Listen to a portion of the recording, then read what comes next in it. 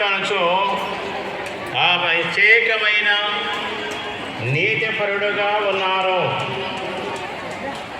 ఆదికాండము 6వ అధ్యాయం నుండి 9వ అధ్యాయం వరకు కూడా ఎన్నో చూస్తాం.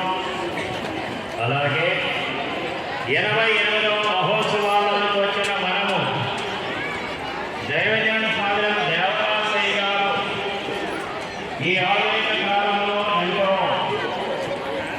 భక్తి జీవితాన్ని కలిగిన వారిగాను, నడిచిన వారిగాను, దేవుడు ఎదుగుదల గురించి ఎదుగుతూ ఉన్న వారిగాను, దేవుని ఎదుట నీతిమంతులైన వారుగా కూడా ఉన్నారు.